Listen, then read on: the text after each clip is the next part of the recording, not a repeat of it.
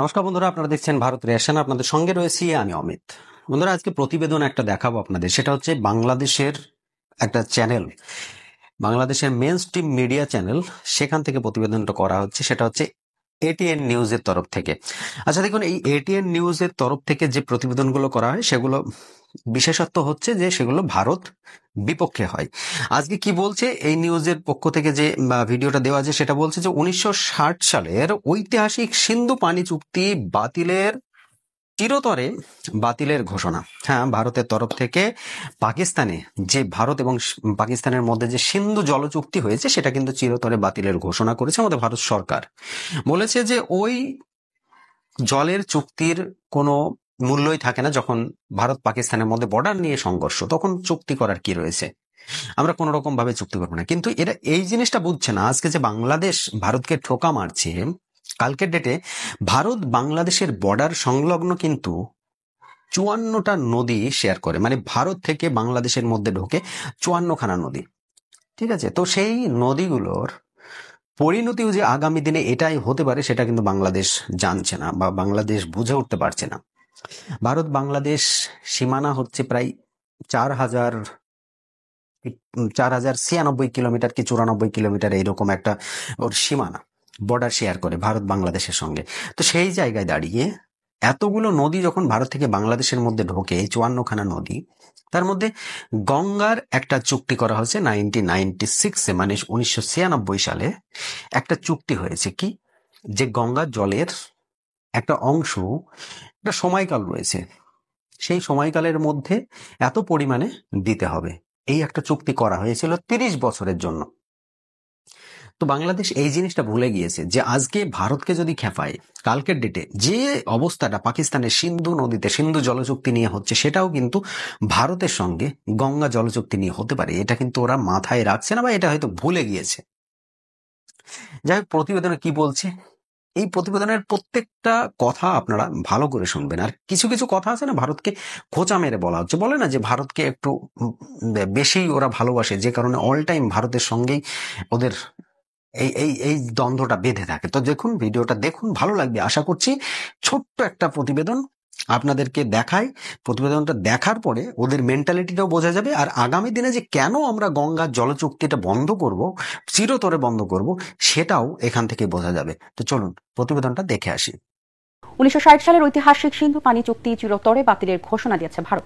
এতে দক্ষিণ এশিয়ার দুই পারমাণবিক প্রতিবেশীর মধ্যকার সম্পর্ককে আবারও উত্তপ্ত করে তুলতে পারে।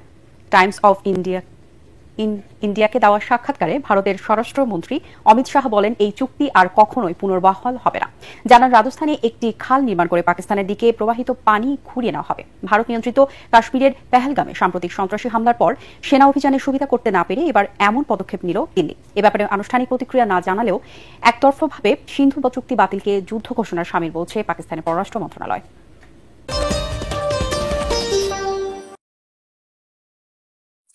কথাটা কি বললো একবার শুনেছেন, যে পেহেলগাঁওয়ে পাকিস্তানের সন্ত্রাসী যে হামলা করা হয়েছে, সেই হামলার পর ভারত যখন অপারেশন সিন্দুরে পাকিস্তানের সঙ্গে সুবিধা করতে না পারে, পাকিস্তানের উপর হামলা করে সুবিধা করতে না পেরে এই ধরনের ডিসিশন নিয়েছে। এই জন্যই তো বলি আমরা বাংলাদেশের মৃত্যু ঘনিয়ে এসেছে। আমরা যেভাবে আটকিয়েছি ঠিক তার 3 গুণ বেশি টাইট করতে হবে, মানে কোনো দিক দিয়ে ওদেরকে ছাড় দেওয়া হবে না। পাকিস্তানের সঙ্গে আমরা কি করেছি না করেছি সেটা আমরা বলবো না, সেটা পাকিস্তানের অ্যাসেম্বলিতে বসে পাকিস্তানের যে ওখানে রাজনেতারা কিভাবে কান্নাকাটি করছে, ওখানকার সাবেক যে মেজর, সাবেক যে আর্মির যে সমস্ত সেনা থেকে এসেছিল, তারা কিভাবে কান্নাকাটি করছে সেটা একবার দেখুন। আপনাদেরকে দেখায় এই বাংলাদেশি মূর্খ জাহিল যে সমস্ত মিডিয়ার রিপোর্টার যারা রয়েছে, তাদেরকে এটা দেখার জন্য অনুরোধ জানাচ্ছি। মূর্খদের দেখানোর জন্য এই ভিডিওগুলো আমি আপনাদের সামনে প্রেজেন্ট করছি। দেখুন কিভাবে পাকিস্তানের সাধারণ মানুষ বা পাকিস্তানের রাজনেতারা, পাকিস্তানের যে সমস্ত নেতা মন্ত্রীরা যারা রয়েছে, তারা কান্নাকাটি করছে। কেন কান্নাকাটি করছে? যে অপারেশন সিন্দুরের মধ্যে দিয়ে ভারত পাকিস্তানের যেভাবে অ্যাটাক করেছে, তাতে ওরা সহ্য করতে চাইছে না। ওরা ওদের আল্লাহকে ডাকছে যে ভাই এর একটা ব্যবস্থা করে দাও। দেখ বাংলাদেশের জাহিল রিপোর্টাররা, তোদের জন্য এই ছোট্ট একটা প্রতিবেদন দেখাচ্ছি, দেখে নে ভালো করে। अपनी फौज की नाकामी और मुल्क की बर्बादी पर आंसू बहा रहे हैं। रब काबा, हम तेरे आगे दरख्वास्त करते हैं, इस मुल्क की हिफाजत फरमाना जो तूने हमें अता किया है, और ये नबी सल्लल्लाहु अलैहि वसल्लम की दुआओं का है। आपने कायदे आजम को इंग्लैंड में मुलाकात की, ख्वाब में आए और उनको कहा कि जाओ वापस और जाके पाकिस्तान का मामला हल करो। आप खान कनात को ख्वाब में आके ये हुक्म दिया कि तुमने पाकिस्तान की करना है, ये मुल्क बन के रहेगा, और तुमने तो ये ऐसा बड़ा मौजज़ा है कि अल्लाह पाक ने ये हमें अता किया है, और अल्लाह पाक इस मुल्क की हिफाजत फरमाएंगे। पाकिस्तान की नेशनल असेंबली में रो रहे ये पाकिस्तान मुस्लिम लीग एन के सांसद ताहिर इकबाल है। पीएमएलएन पाकिस्तानी प्रधानमंत्री शहबाज शरीफ की पार्टी है। ये पाकिस्तानी संसद में अल्लाह से गुहार लगा रहे हैं कि या अल्लाह हमारी हिफाजत कर, लेकिन वो शायद भूल गए हैं कि अल्लाह गुनहगारों, कातिलों और आतंकियों की मदद नहीं करते, उन्हें सजा देते हैं। और पाकिस्तान पर ये जो आफत आई है इसमें अल्लाह की मर्जी भी है। इन्हें अल्लाह से माफी मांगकर अपने गुनाहों से तौबा करना चाहिए, वरना जिंदगी भर ये ऐसे ही रोते रहेंगे और भारत उनके घर में घुसकर उन्हें ठोकता रहेगा।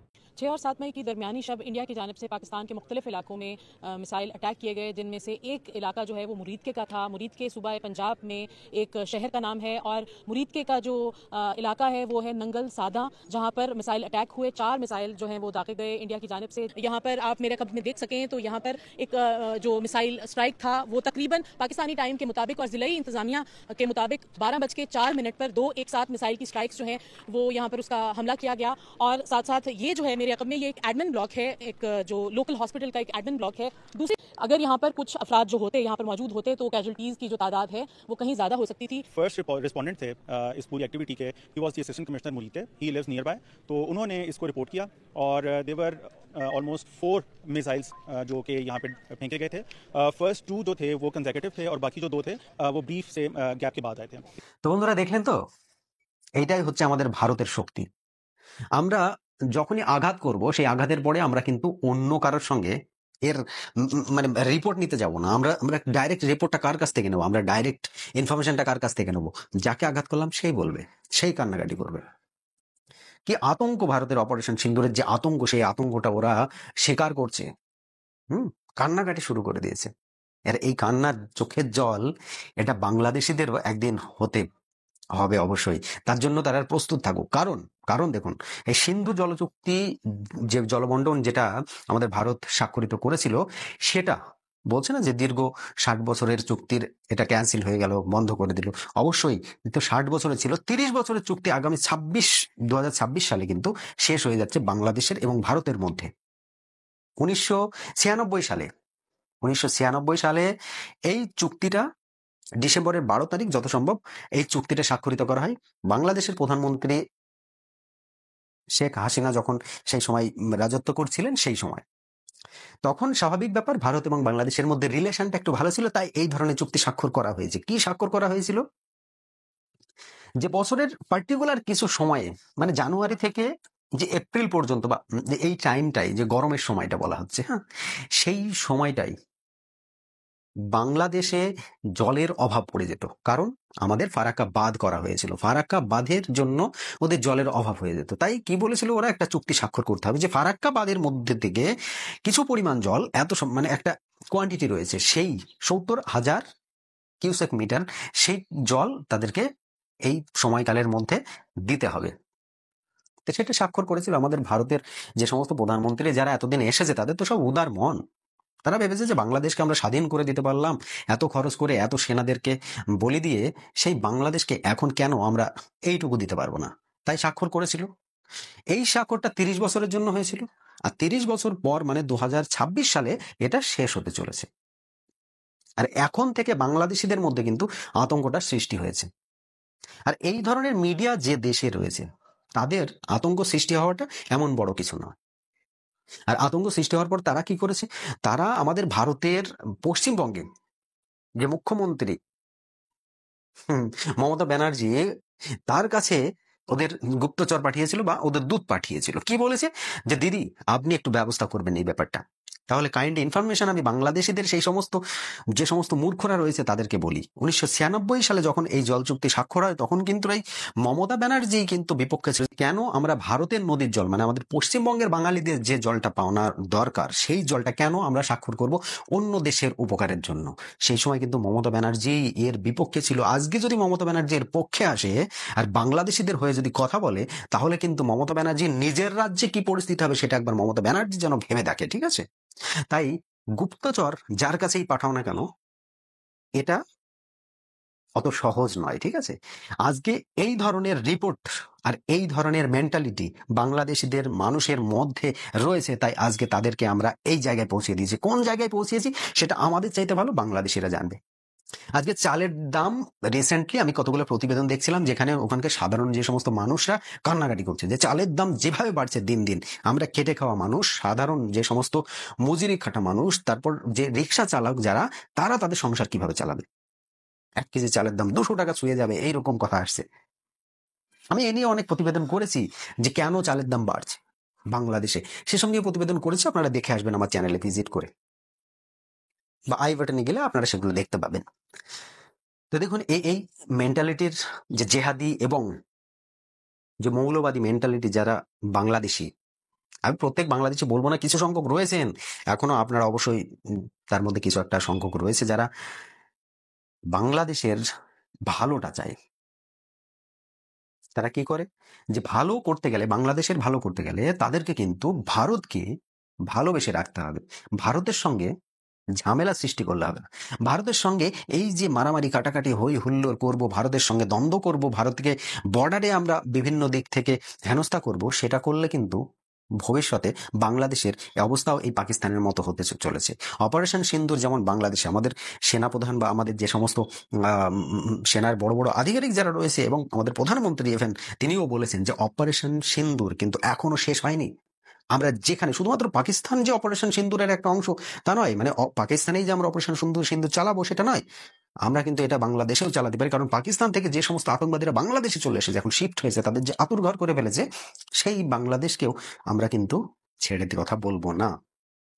মাথায় রাখবেন, বাংলাদেশের প্রত্যেকটা মিডিয়া আপনারা যেটা করছেন সেটা আপনাদের জন্যই খারাপ। আপনাদের এই সামান্য টিআরপির জন্য, মানে ভারতের সম্বন্ধে খারাপ কথা বলে যে আপনারা ভিউজটা লুটছেন আর যে টিআরপিটা লুটছেন, সেটা কিন্তু আপনাদের দেশের জন্য খারাপ। ভবিষ্যতে আপনাদের মতো এই ইউটিউব চ্যানেল বা এই সমস্ত টিভি চ্যানেলগুলো, মেইনস্ট্রিম মিডিয়া চ্যানেলগুলো আগামী দিনে থাকবে কিনা সেটা নিয়েও সন্দেহ দেখা দিচ্ছে। যাই হোক বন্ধুরা, আপনাদের কি মতামত?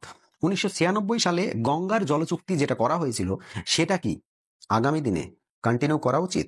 2026 সালের পরে কি আবার স্বাক্ষর করা উচিত কি উচিত না? অবশ্যই কমেন্ট বক্সে লিখে যাবেন। আর পাকিস্তানের সঙ্গে সিন্ধু জলচুক্তি বন্টন যে ক্যান্সেল করেছে ভারত সরকার, স্থগিত করেছে, সেটা সঠিক করেছে না ভুল করেছে?